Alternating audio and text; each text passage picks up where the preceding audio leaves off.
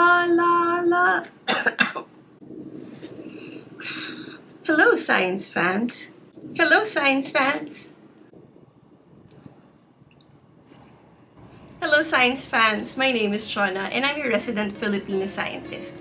Welcome to another episode of SHE-ensya's Corner, where we kick back, relax, and talk about science things, or maybe not, dependent on my mood. So it's March 2022, and SHE-ensya is fast approaching its third year of existence. And March also happens to be my birth month, and I will be celebrating my 36th birthday in a few weeks. Fairly recently, I've been feeling a lot of stress, and there really are some days where I would wake up and feel uninspired. Some people call it burnout, some people call it just, being exhausted. So it's actually pretty healthy for us if we incorporate certain activities within a day or within a week in order for us to recuperate some of our creative energies and some of our inspiration that makes us be happy and excited about the things we do. So for today's video, I will be talking about some of the things that I do in order to relax so that I would get more energy in order to do the science things that I actually love doing. So one of the things that I do every day in order to ground myself and figure out calmly the best way for me to go through the different activities that I have for the day is to meditate. My headspace tends to become very noisy because of all the fears and anxieties that I have inside. So I find it really useful if I can sit down for 5 to 10 minutes in a day and to just meditate. So meditation is about modulating your breathing and to convince yourself that you are in a safe place, that you are loved and that you are protected, and that your worth is actually beyond the things that you're going to do within that day. Of course, all of that can be easy to forget for some of us, and meditation helps me get in touch with that truth inside me. What else? What else can I do? What else can I do? Well, a lot of my long-term viewers know that we have 3 cats at home, my 3 fur babies, and we call them the Condi Cats as a group. They actually have their own social media channels, which I will link in the description of this video as well. So these cats are a huge source of relief and joy in my day-to-day activities. Sometimes when I'm just a little too overwhelmed, I would, just sit beside one of them and listen to them purr. The purring of cats can be very relaxing, and their simple attention, their simple sweetness helps remind me that these creatures don't care if I have a PhD, they don't care if I was able to publish a paper or not, they don't care if I was able to deliver a lecture perfectly. These creatures just love you back, and all I have to do on a day-to-day basis is to give them food, clean up their poop, and make sure they have fresh water. Now, another thing that I love to do is to read. I love reading fantasy and sci-fi books. I have a voluminous Neil Gaiman collection, which I'm very much proud of. But fairly recently, my husband gave me a Kindle, and this has been a world changer when it comes to my reading as a habit. So usually, when you read books, you have to have good lighting to make sure that you don't strain your eyes. But having a Kindle, and no, this is not a sponsored video, having a Kindle allows me to read books with the right font size, that it doesn't strain my eyes, and enough backlighting to make sure that I can read at night without bothering anybody else in the house because of having some of the lights on. I've been trying to reread some of the Anne Rice novels since she passed away recently.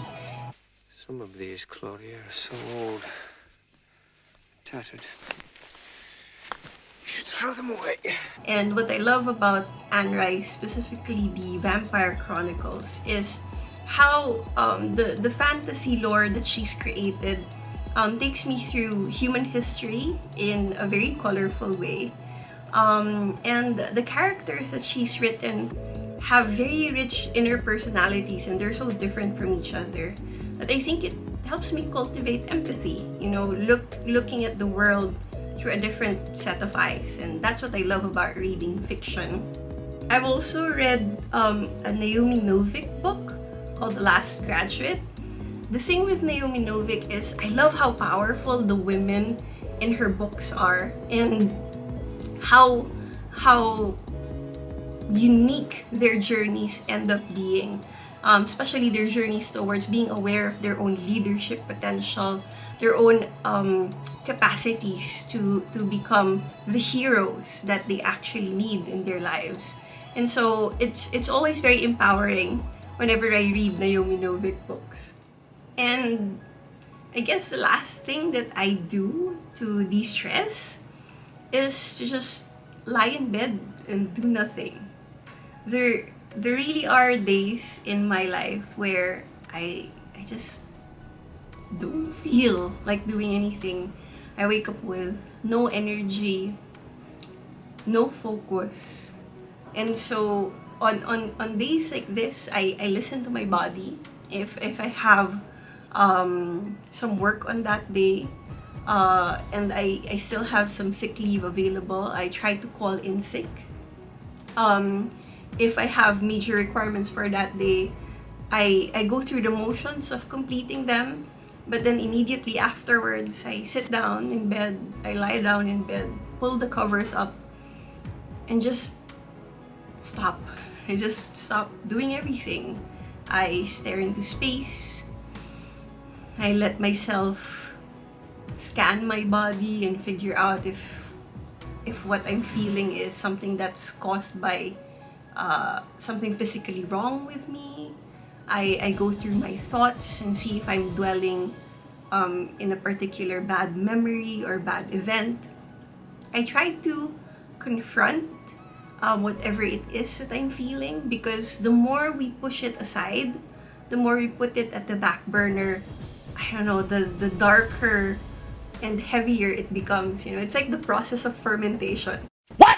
The longer you allow something to stay in an anaerobic environment, the more the microorganisms would ferment, and it would end up becoming more and more acidic over time. So I think bad emotions are like that. So there are days when I just sit down, I lie down in bed, and I pause, and I try to figure out what to do next. You know, sometimes we just need to take a pause so that we can figure out the direction that we want to go to.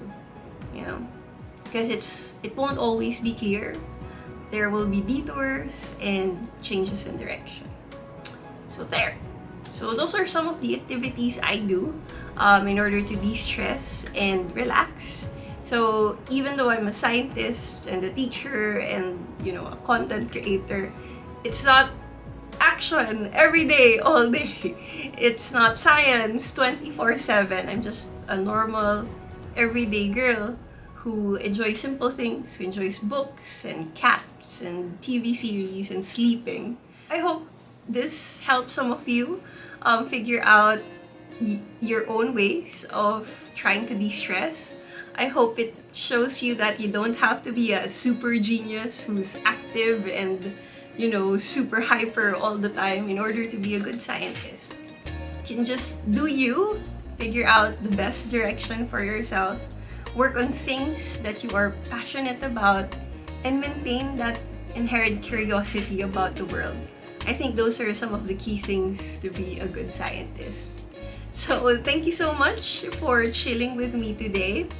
Let me know what you think of these kinds of content, if you were able to enjoy it, if you want me to do more sit-down videos like this, or if you'd rather I stick to my lecture videos because you'd prefer that and think it's less cringy or better than the one I just made.